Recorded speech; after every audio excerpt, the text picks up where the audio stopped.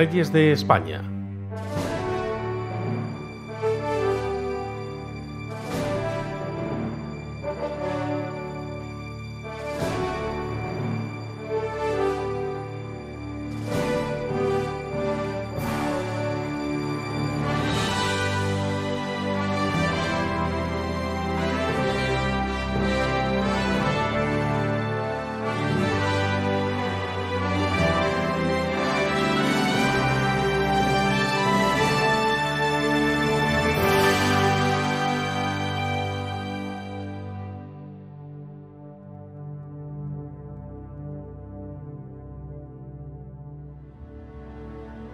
En las postrimerías del siglo XV Europa vivió tiempos de cambio y de euforia.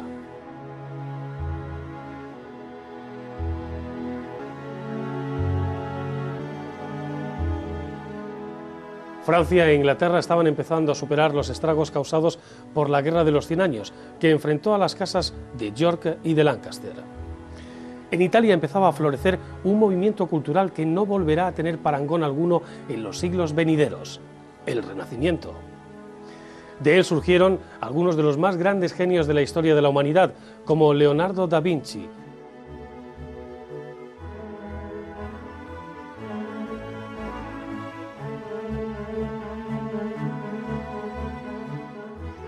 Botticelli y Miguel Ángel, entre otros.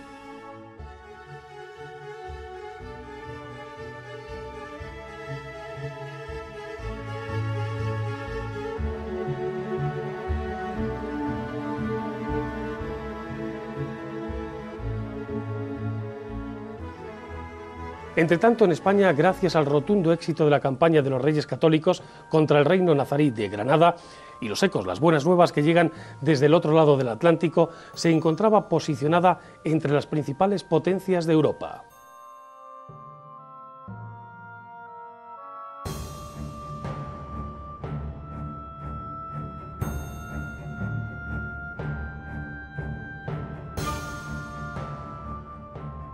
Esto hace que muchos monarcas deseen, de pronto, fortalecer sus lazos de amistad con España, para lo que intentan incluir a sus vástagos en los planes matrimoniales de los Reyes Católicos.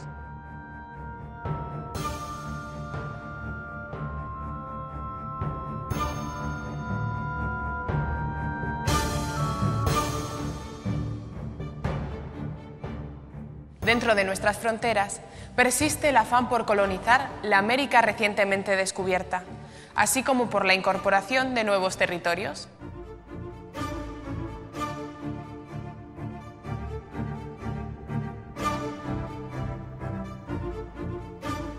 En 1496, mientras Alonso Fernández de Lugo conquista la isla de Tenerife, Gonzalo Fernández de Córdoba, el gran capitán, expulsa a los franceses del norte de Italia.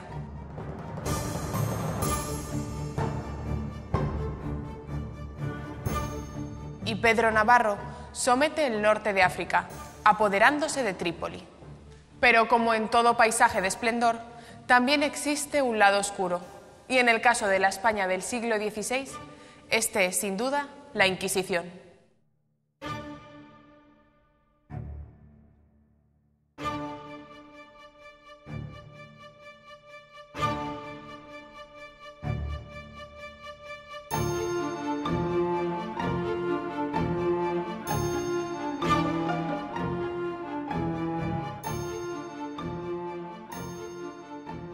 La política de alianzas matrimoniales llevada a cabo por los Reyes Católicos consiguió emparentar a sus hijos con las principales cortes europeas, como Flandes, Inglaterra o Portugal.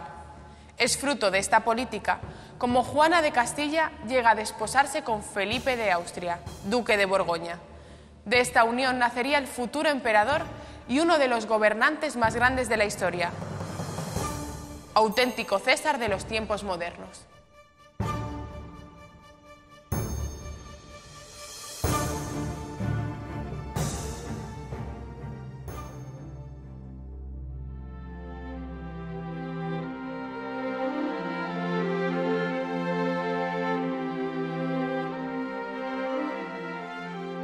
Carlos I, el rey emperador.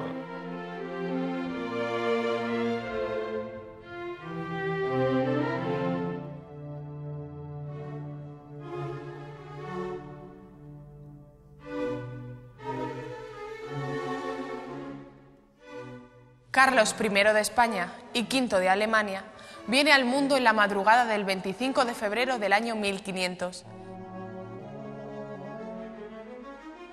Y según recogen algunas crónicas, nace en los lavabos del Palacio de Tenhof, a donde su madre, la reina Juana, ha acudido para asistir a una recepción. El príncipe es educado de acuerdo a las costumbres flamencas. Sus preceptores son Guillermo de Croy y, posteriormente, Adriano de Utrecht, el que sería más tarde obispo de Tortosa y futuro Papa Adriano VI.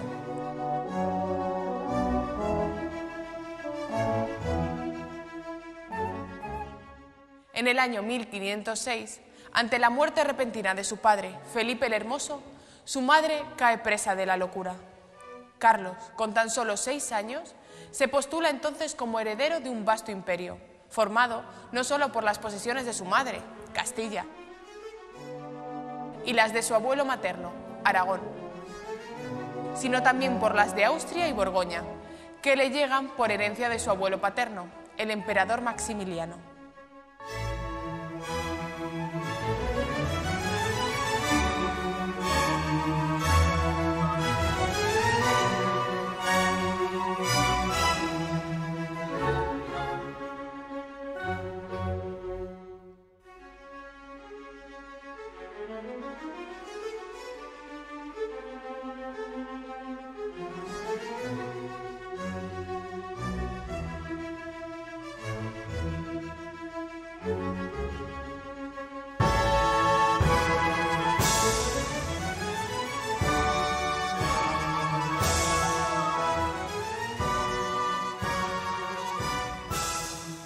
A los 15 años es declarado mayor de edad y proclamado duque de Borgoña.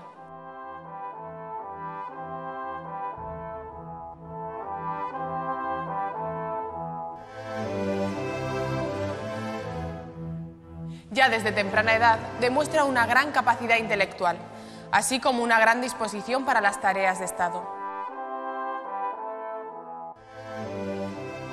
Erasmo de Róterdam, en una carta dirigida a Tomás Moro, muestra su perplejidad ante las cualidades demostradas por alguien tan joven.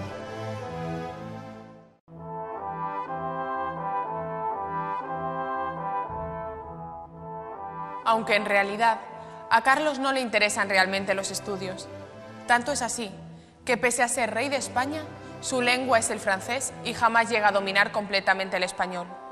Hablo español con Dios, italiano con las mujeres, francés con los hombres y el alemán con mi caballo, llegó a decir. Prefiere las artes de caballería, las armas y las partidas de caza.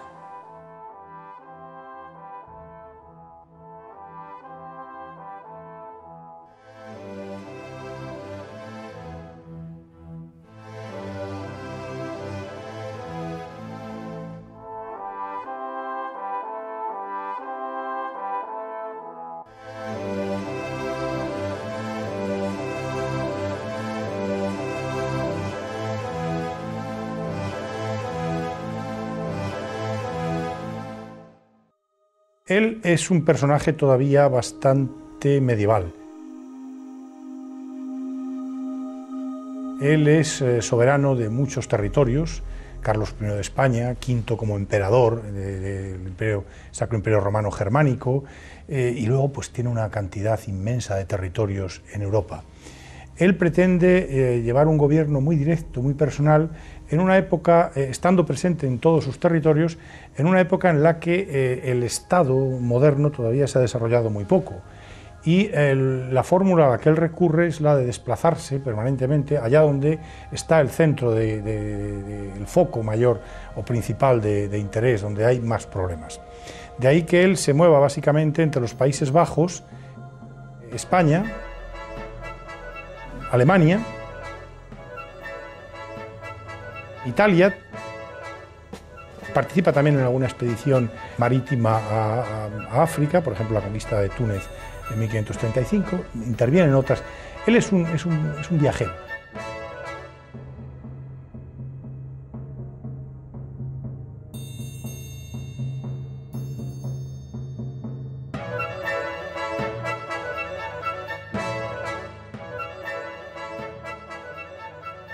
Hay una gran diferencia con su hijo Felipe II, que será un burócrata ya asentado en un territorio concreto y gobernando desde allí. Por eso digo que es todavía un personaje medieval, un personaje que no está quieto en ningún sitio. Esta misma pregunta que me hace podían hacerse desde el planteamiento de Austria o de los Países Bajos. Descuidó los Países Bajos para ocuparse del gobierno de España, descuidó a Austria para ocuparse de los Países Bajos o para ocuparse del gobierno de España. Quizá no, la pregunta no se ajusta a la concepción que entonces tenía el monarca de estos asuntos. Lo que sí que es cierto de lo que era la gobernación de sus territorios. Por eso es un rey itinerante que va de un sitio a otro. Lo que sí que es cierto es que a medida que pasa el tiempo, Carlos V se va dando más importancia a los asuntos españoles y a los territorios de España. España va a ser su gran base de gobierno, sobre todo Castilla. La riqueza de Castilla, los recursos que vienen de Indias, de América, hace que el emperador sea más potente de lo que lo habían sido sus antecesores inmediatos en el imperio, su abuelo Maximiliano, por ejemplo. Carlos V frente a Maximiliano tiene mucho más dinero, tiene mucho más plata, tiene muchas más posibilidades de hacer cosas. ¿Por qué? Básicamente porque detrás tiene esa retaguardia de los fondos castellanos y esencialmente la plata que está llegando, oro, pero también sobre todo plata, que está llegando de Indias. Castilla, América, está haciendo grande al emperador. De ahí que él, como emperador, tuviera una capacidad de resolver cuestiones en el seno del imperio y en Flandes mayor, como ya he dicho, de la que tuvieron sus antepasados.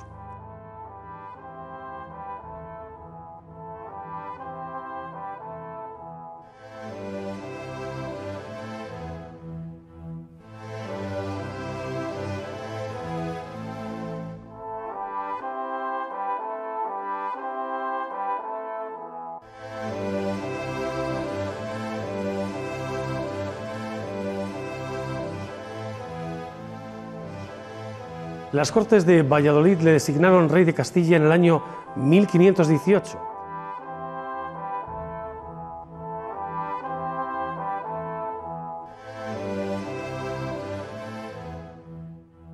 Convirtiéndose en el primer monarca de la Casa de Austria, una dinastía que perduraría hasta 1700 con la llegada de los Borbones. Para ser proclamado rey, las Cortes le impusieron una serie de condiciones. Tenía que aprender a hablar castellano. Se le prohibía el nombramiento de cargos a extranjeros. Le fue prohibida también la salida de España de metales preciosos provenientes de los territorios de América.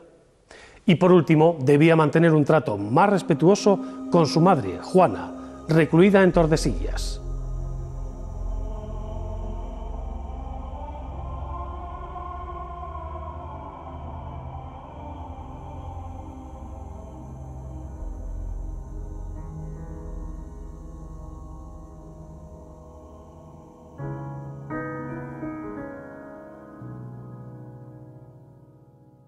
El rey acepta las imposiciones de los nobles castellanos,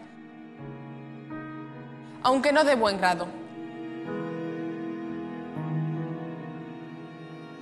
A lo que las Cortes le responden: habréis de saber, señor, que el rey no es más que un servidor retribuido de la nación.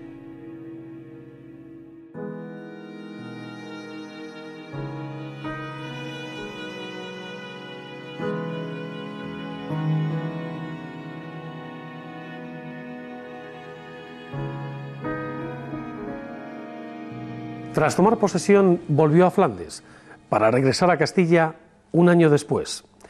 Carlos V fue el monarca que unificó por primera vez las coronas de Castilla y Aragón, ya que los reyes católicos eran considerados reyes consortes, cada uno en el reino del otro.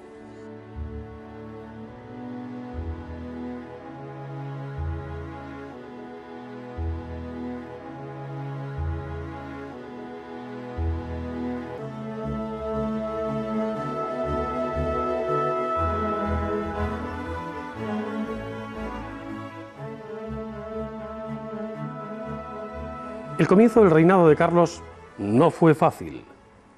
Los castellanos no aceptaban al nuevo regente, Adriano de Utrecht, ni tampoco a la corte de nobles flamencos que los trataban con modos feudales. Era un ambiente sin duda proclive a la revolución, como así sucedió en 1520 con la sublevación que con el tiempo se conocería como la Guerra de las Comunidades.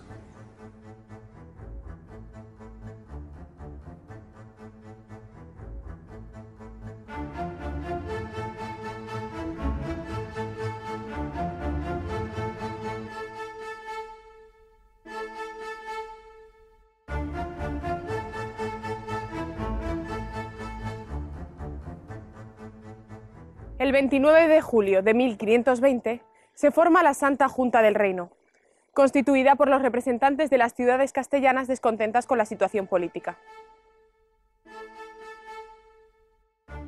El jefe del ejército comunero es Juan Padilla, un noble toledano.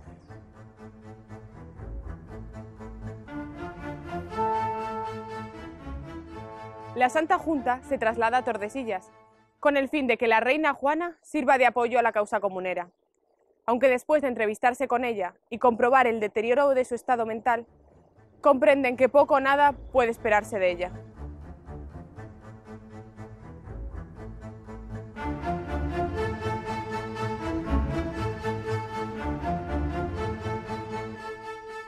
En realidad, la revuelta comunera es una revolución de la nobleza, que ante el avance del poder absolutista del rey, ve peligrar sus privilegios históricos.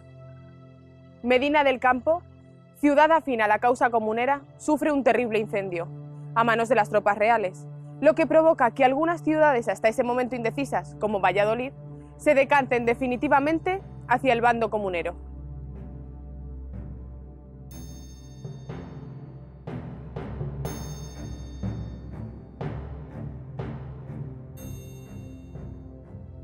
El 31 de octubre el regente Adriano de Utrecht declaró la guerra a los comuneros. Las tropas realistas tomaron Tordesillas y la Junta escapó a Valladolid. Juan de Padilla regresa entonces a Toledo.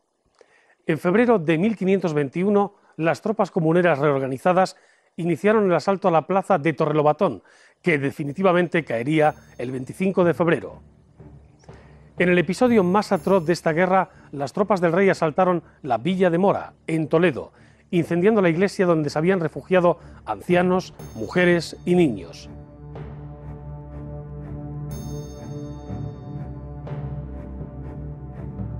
El 23 de abril, las tropas comuneras salieron de Torrelobatón en dirección a Toro, pero los ejércitos del rey las alcanzaron en Villalar, donde fueron vencidas y dispersadas.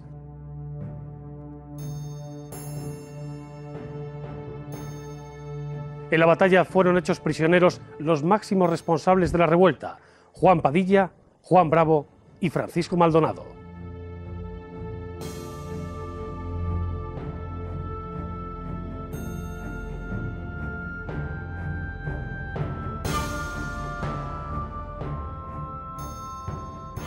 Al día siguiente de su captura, los líderes comuneros son ejecutados.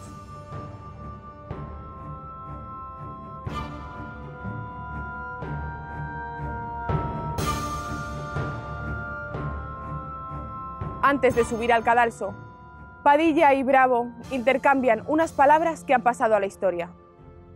Señor Bravo, ayer era día de pelear como caballero, hoy es día de morir como cristiano.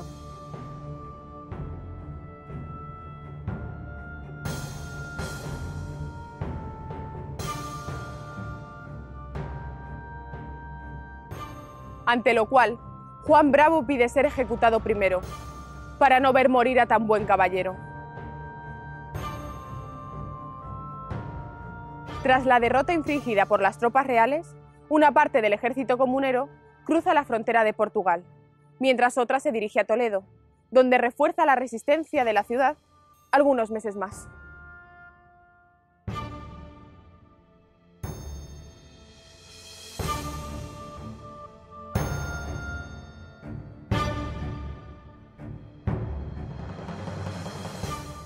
Aunque la derrota de Villalar no supuso el fin de las comunidades, sí fue al menos el principio de ese fin. Todas las localidades castellanas fueron cayendo una tras otra y por fin, el 25 de octubre, Toledo se rindió con la condición, eso sí, de que fuera respetada la vida de María Pacheco, conocida como la Leona de Castilla, así como las vidas de otros insurgentes comuneros.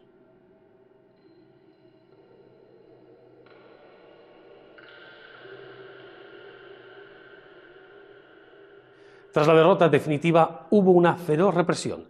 Las localidades comuneras fueron gravadas con cuantiosas indemnizaciones que supusieron la ruina para localidades manufactureras como Segovia.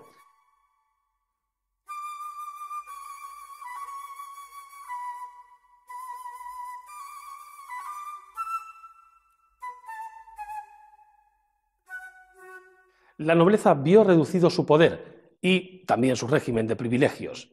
Podemos decir que en ese momento el absolutismo se instaló en España.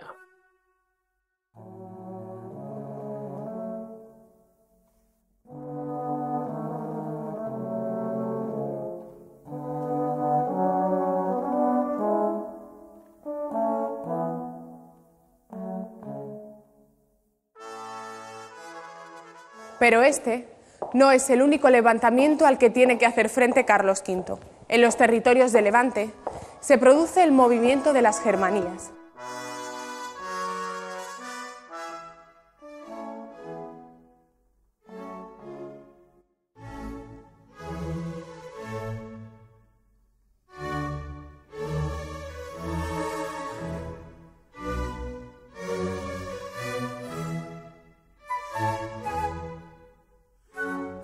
Los artesanos de Valencia poseen el privilegio, desde el reinado de Fernando el Católico, de formar milicias para protegerse de las incursiones de los piratas berberiscos. En 1520, a consecuencia de una epidemia de peste en la ciudad, los nobles abandonan la zona y las milicias se hacen con el poder mediante la formación de la Junta de los 13, que representa a todos los gremios de la ciudad.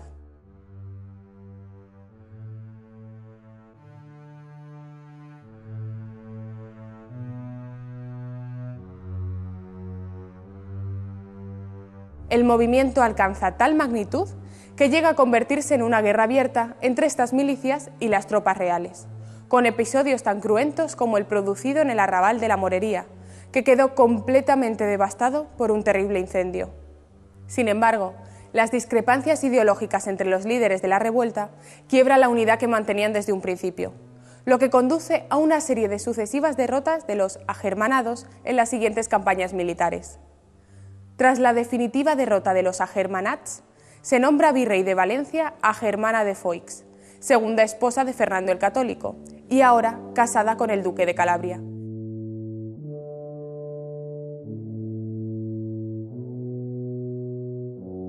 Quien gobernará el territorio con mano férrea hasta la muerte de ella misma en 1538.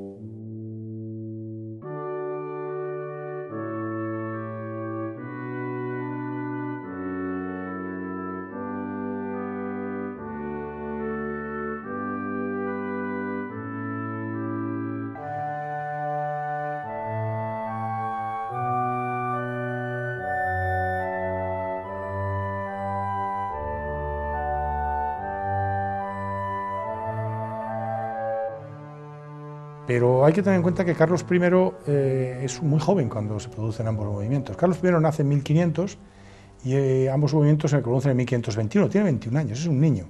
Cuando él llega a España unos años antes tiene 17 años. Y sí, ha aprendido desde joven, ha aprendido en los Países Bajos, ha contado con la escuela de su tía Margarita, que le ha enseñado bastante, indudablemente es inteligente, tiene buenos consejeros. Pero no cabe duda de que una crisis como la que suponen ambos levantamientos, comunidades y germanías, sobre todo las comunidades, que fueron mucho más importantes, pues le afectó. Y él supo mucho más claramente entonces qué es lo que podía hacer, qué es lo que no podía hacer y cómo había de tratar con los distintos estamentos castellanos, con las ciudades, que son las principales responsables del levantamiento, con las cortes, que de alguna forma representaban a las ciudades, a las grandes ciudades castellanas, con la nobleza, que acá, la alta nobleza, que le apoya, pero que también tuvo sus reticencias. Yo creo que aprendió bastante, y la prueba de que aprendió bastante es que no se pasó en el castigo a los comuneros, a los que habían intervenido en la rebelión, sino que tras haber castigado a los principales cabecillas y hacerse una serie de castigos que luego no siempre se aplicaron, pues inició la vía del pacto, la vía del acuerdo. Carlos V, no sé si lo sabía ya antes, pero pocos años después de las comunidades entiende que la mejor manera de gobernar no es enfrentarte, sino acordar. Y realmente lo que hay detrás de la política de Carlos V y detrás de la política de los Austrias son grandes pactos muchas veces tácitos, es decir, no explicitados, no hay un acuerdo como tal, pero Carlos V realiza estos pactos. Hay un ejemplo muy claro con respecto a las Cortes. Digamos que las ciudades con voto en Cortes eran las que habían protagonizado básicamente el levantamiento comunero. Y sin embargo, lo lógico hubiera sido que las Cortes perdieran poder después de las comunidades. Así ocurrió en un principio, pero pocos años después, ya en los años 30, Carlos V comenzó a basar su política fiscal en grandes acuerdos con las Cortes. De manera que, ¿por qué? Porque así él obtenía más de lo que hubiera obtenido por la vía del enfrentamiento. Algunos de los cabecillas comuneros, si hubieran sabido lo que se iba a conseguir después en el terreno fiscal, ellos también aspiraban a reivindicaciones políticas para las Cortes, pues a lo mejor no se habrían levantado. Es decir, Carlos supo, en mi opinión, aprender la lección y supo darse cuenta de que la vía de la autoridad y del enfrentamiento no es la mejor para gobernar, es mejor la vía del pacto. Eso sí, un pacto que deje muy claro que el que manda es él. Es decir, un pacto que él graciosamente ofrece a los distintos estamentos del reino. Es decir, él aprendió la lección, pero también los rebeldes la aprendieron.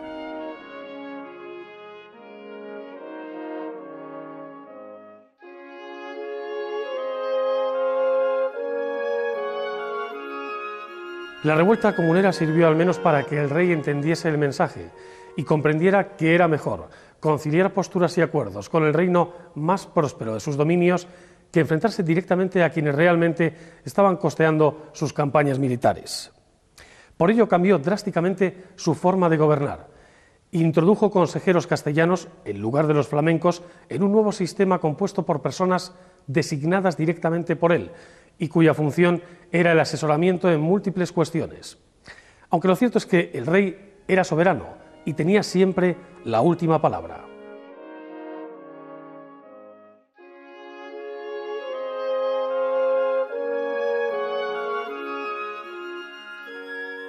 En este contexto, toma singular importancia la labor de los secretarios, pues son ellos los encargados de trasladar al rey las deliberaciones de los consejos y de transmitir a estos las decisiones finales del rey.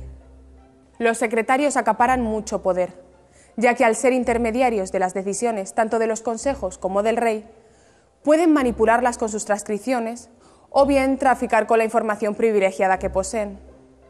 Tanto poder conllevará inevitablemente que en el futuro algunos de esos secretarios serán asimismo objeto de graves escándalos políticos, sobre todo en la época de Felipe II.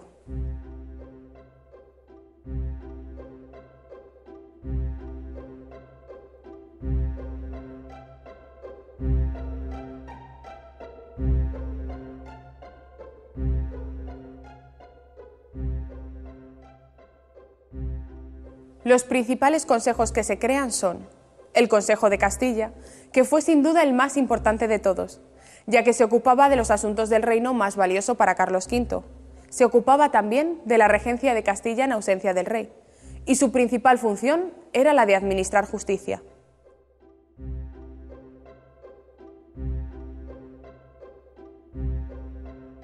Por otro lado, el Consejo de Estado, que tenía como finalidad esencial debatir sobre los asuntos de política exterior del reino y el control de las embajadas de Roma, Viena, Venecia, Génova y de Francia, Inglaterra y Portugal. Este consejo no tiene presidente, ya que esa función la asume el propio rey. El Consejo de Órdenes, formado por caballeros de las órdenes militares, cuya misión consistía en reducir gradualmente los privilegios que estas órdenes ostentaban. El Consejo de Hacienda, constituido por 3 consejeros expertos en burocracia de la corte y 4 asistentes.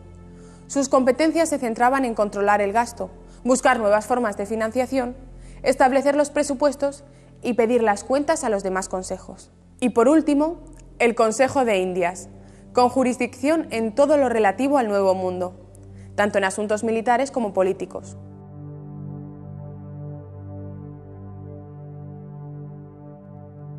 Proponía además los nombramientos de virreyes, arzobispados de Indias y supervisaba el funcionamiento de la Casa de Contratación de Indias.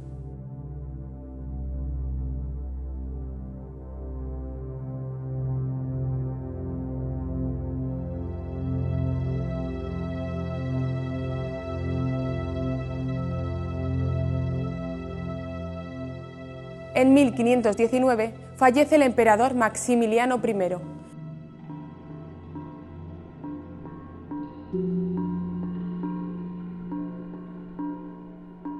Y Carlos V es nombrado rey de romanos, en competencia directa con el rey de Francia, Francisco I.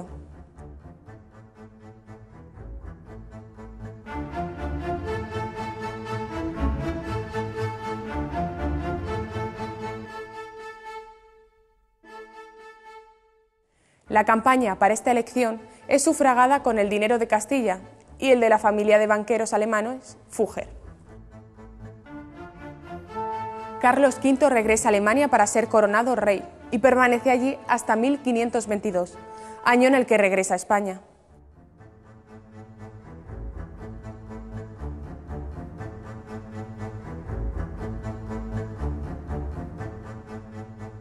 Su intención es que él, como emperador, ostente la supremacía sobre todos los reyes cristianos, a lo que se oponen frontalmente tanto el rey de Francia como el Papa, por lo que la lucha con ambos será, desde entonces, una constante.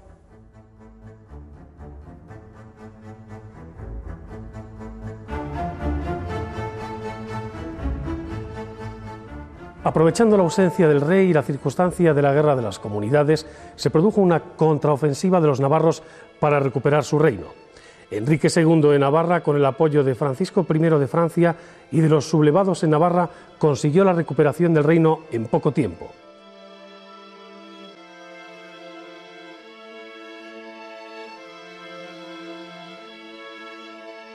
Pero la reorganización del ejército del rey y algunos errores estratégicos hicieron que las tropas de Carlos I controlaran nuevamente el territorio. Así y todo, quedaron focos de resistencia que, mediante una amplia amnistía y la renuncia a la Baja Navarra por parte del rey, fueron sofocados.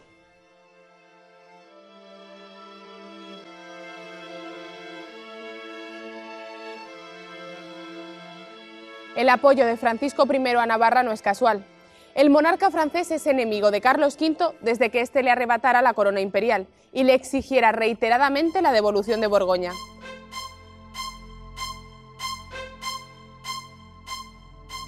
Ambos se convierten en enemigos acérrimos e irreconciliables.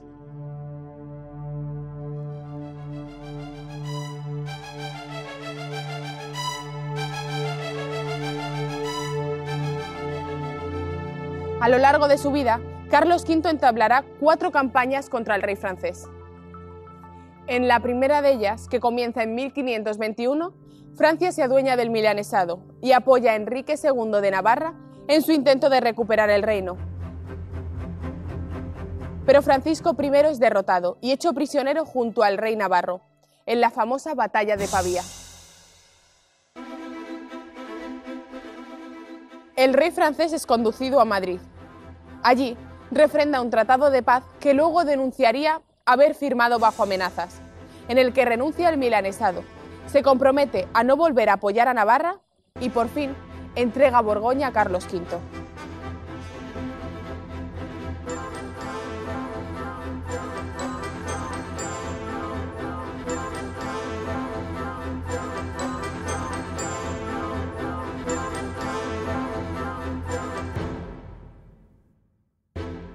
En la segunda campaña, que se prolonga desde 1526 hasta 1529, las tropas de Carlos V asaltan y saquean la ciudad de Roma.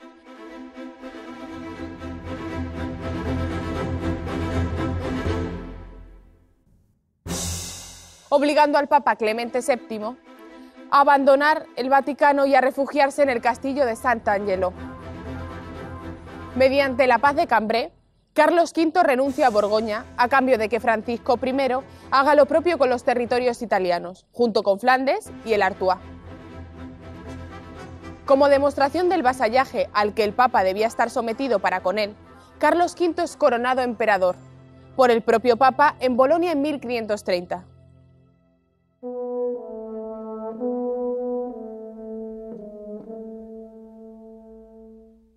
La invasión por parte francesa del Ducado de Saboya, aliado de España, provoca la tercera de las guerras, que acaba en 1538 con la firma de la Tregua de Niza. En la cuarta y última contienda, que se produce entre los años 1542 y 1544, ambos bandos muestran síntomas de agotamiento, acordándose finalmente la firma entre ambos reinos de la Paz de Crepy, por la que Francia recupera territorios como Verdún y algunos al sur de Flandes y renuncia en contrapartida a los situados en Italia y los Países Bajos.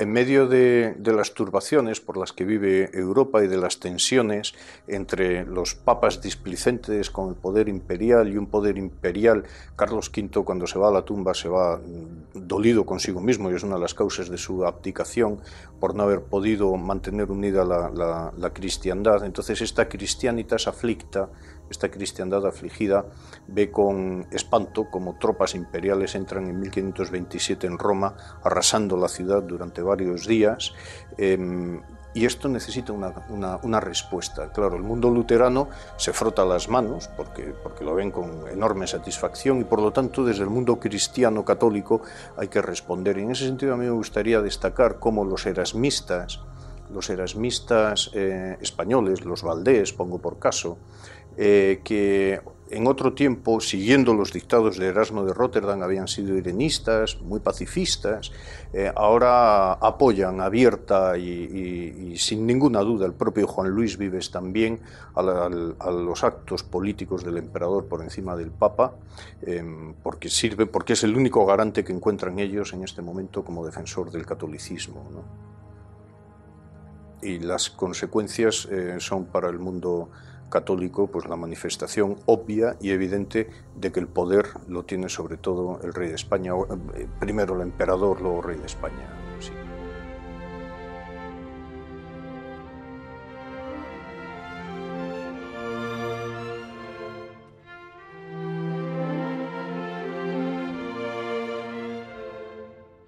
En 1526, en plena campaña militar contra Francia, Carlos V contrae matrimonio en Sevilla con Isabel de Portugal.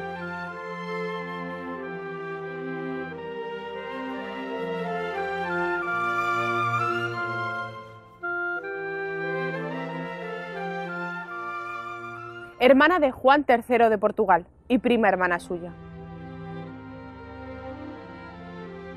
Fruto de este matrimonio nacerán 5 hijos, de los que tan solo 3 llegarán a alcanzar la edad adulta. Felipe, futuro rey de España bajo el nombre de Felipe II, María de Habsburgo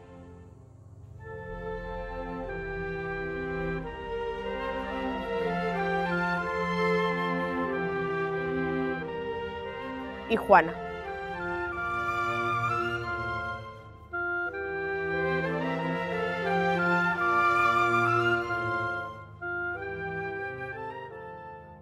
Pero además, Carlos V tuvo otros 5 hijos bastardo, producto de sus relaciones extraconyugales.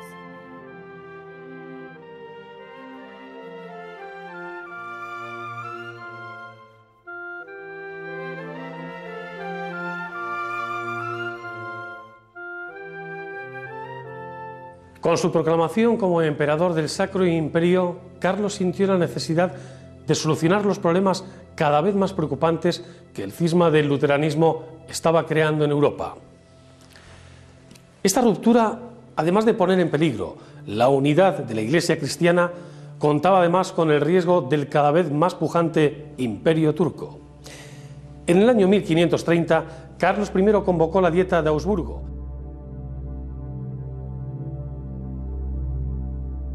en la que los partidarios de ambas facciones cristianas, luteranos y católicos, se enfrentaron sobre las llamadas confesiones.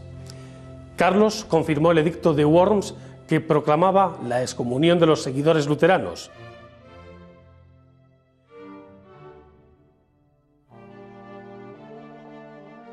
Estos En respuesta, dieron vida a la Liga de Esmalcalda.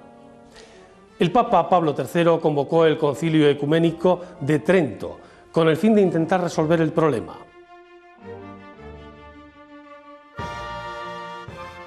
Un concilio que ni Carlos I ni tampoco el Papa, quien lo había convocado, verían concluir.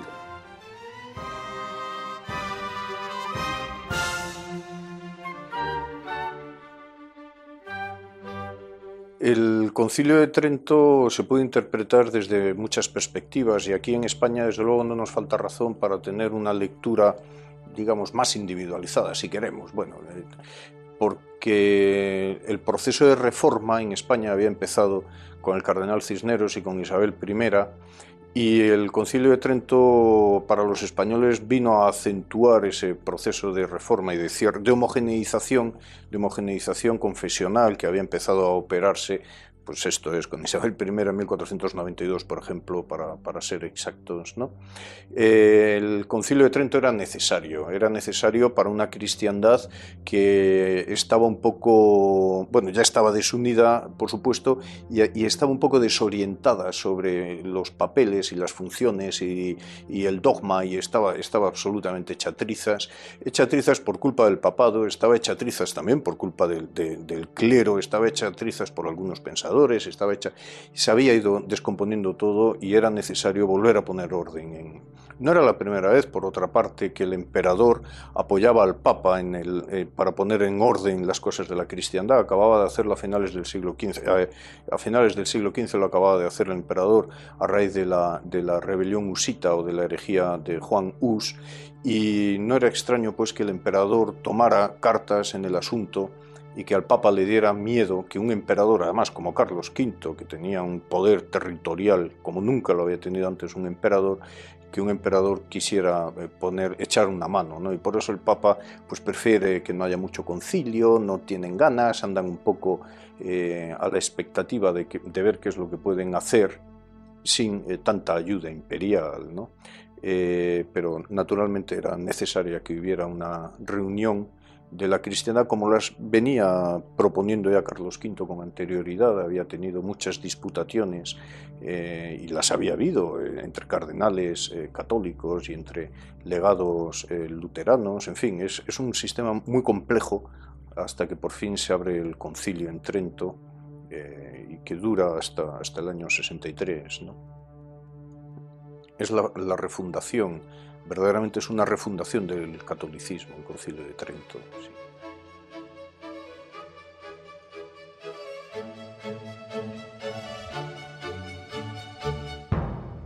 Los protestantes se niegan a reconocer el Concilio de Trento, por lo que el emperador les declara la guerra, a la que parte al frente de 3 ejércitos. El primero, armado por el Papa, bajo el mando de Octavio Farnese.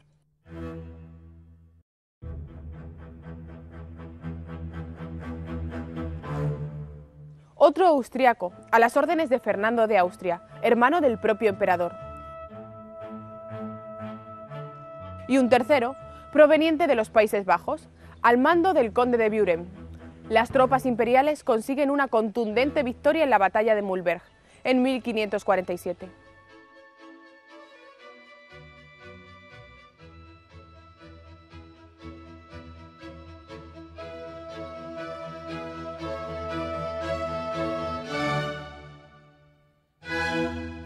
La importancia del edicto de Worms radica en que fue el momento, en 1521, en que se produce la ruptura de Carlos V con Lutero. La ruptura ya, digamos, definitiva. Hasta entonces, Lutero había predicado sus tesis y ha iniciado su enfrentamiento con Roma a finales de la segunda década del siglo XVI, pero Carlos V, por interés suyo como emperador alemán, y también en su condición de cabeza de la cristiandad, cabeza política de la cristiandad, pues había intentado reconducir la situación. Herejías bajo medievales había habido bastantes, y bueno, él lo que pretendía era que no hubiese una ruptura, que hubiera un acuerdo, que no se llegase a cortar sus relaciones al enfrentamiento. Para ello convoca en la Dieta de Worms de 1521, convoca a Lutero, y le ofrece un salvoconducto, le asegura que no le va a pasar nada, que puede presentarse en la Dieta, puede exponer sus tesis, puede discutir, y aunque estén en su contra o incomode a muchos y aunque se produzca un gran enfrentamiento, el emperador es el garante de que se va a poder marchar de allí sin que le ocurra nada. La Dieta es el equivalente al Parlamento en el Imperio, Sacro Imperio Romano-Germánico, en Alemania. Y acudían los príncipes, las ciudades, los representantes de los territorios alemanes. Lutero acude, expone sus tesis, no se llega a un acuerdo, pero se va. Y después de que se ha ido, se le destierra, se le condena, y se condenan sus proposiciones y se llega a la ruptura. De hecho, Carlos V se arrepintió después de haber cumplido su palabra, de no haberle detenido, de no haber roto ese compromiso y haberle dejado ir. De forma que el edicto de Worms de 1521 supone el inicio de la ruptura entre el imperio, entre Carlos V y Lutero. A partir de aquí ya habrá algún otro intento de acercamiento, pero ya se caminará hacia la ruptura, porque además a partir de estos años otros teólogos, fundamentalmente Felipe Melanchthon, van a fijar bastante las doctrinas luteranas y de forma que el luteranismo se va a consolidar como una doctrina cada vez más distinta y separada de lo que es la doctrina oficial de la Iglesia de Roma.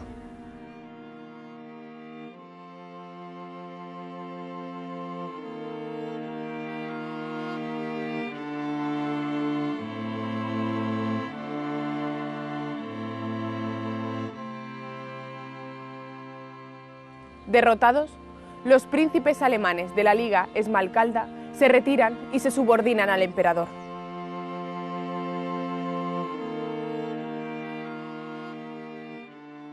Pero pese a su victoria, Carlos V no logra la unión de católicos y protestantes, por lo que años más tarde se ve obligado a suscribir la Paz de Habsburgo,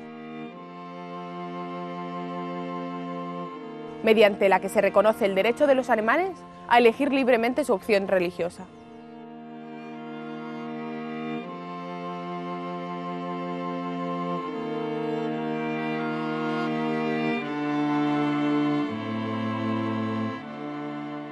Bueno, la Paz de Augsburgo de 1555 fue una rendición ante los príncipes alemanes, a pesar de la victoria militar. La realidad es que no hubo tal victoria militar, porque hay dos momentos.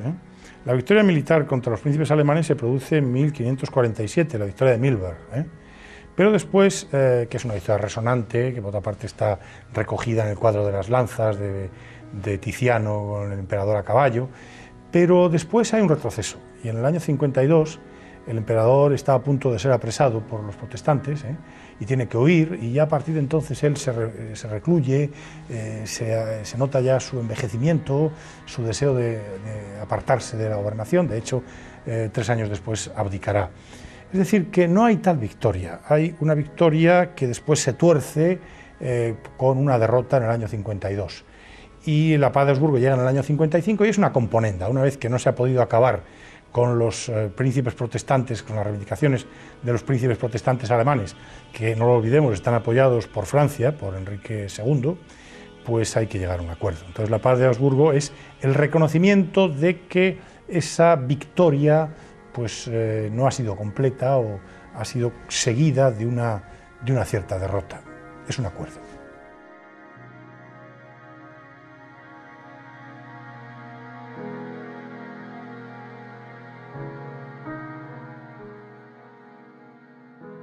Pero tantas guerras e intrigas políticas habían cansado al emperador, y este entró en un periodo reflexivo de su vida. Sus grandes compañeros de viaje habían fallecido: Enrique VIII de Inglaterra, Francisco I de Francia, Martín Lutero y el Papa Pablo III. Su vida había estado marcada por grandes logros, pero también tenía fracasos personales. No había conseguido impedir el florecimiento de la Iglesia luterana, no había conseguido tampoco el sueño de un imperio universal, y no había conseguido recuperar Borgoña. Estos sinsabores le conducen a tomar una serie de decisiones que se plasman en las abdicaciones de Bruselas.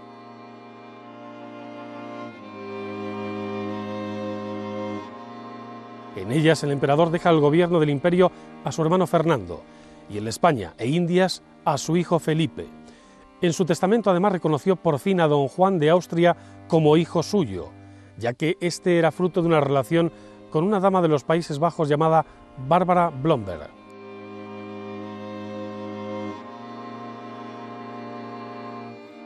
Regresó a España y se retiró a un palacete contiguo al monasterio de Yuste, de la Orden de los Jerónimos, donde falleció año y medio después, el 21 de septiembre de 1558.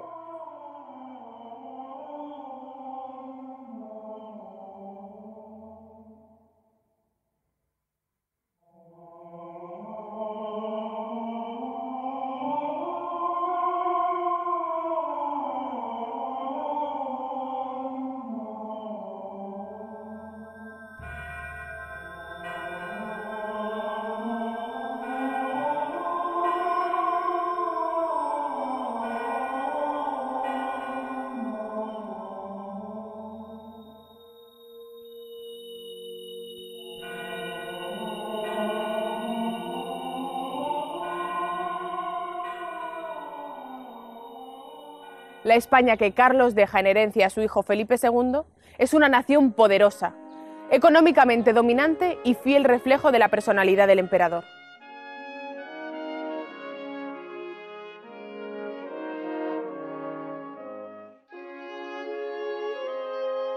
En esos momentos, España es el espejo en el que se miran todas las naciones, pero también el gigante a quien todos quieren derribar.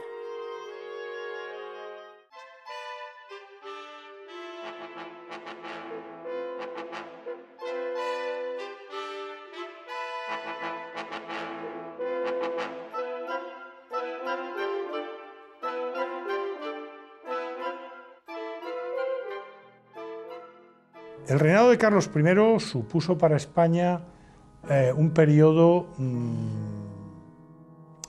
contrastado, en algunos aspectos positivo, en otros menos, pero supuso el inicio de una política en la cual España estaba integrada en un conjunto multinacional, que era esa monarquía de Carlos V, del cual España era una parte, tal vez la más importante, bueno, más que España, la corona de Castilla era la parte más importante, pero al final una parte más.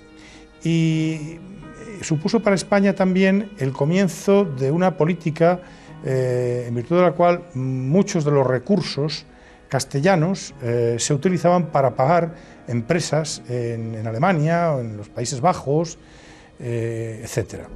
Claro, esto ocurre también ya con los reyes católicos. En realidad, con Carlos V no empieza nada en este sentido.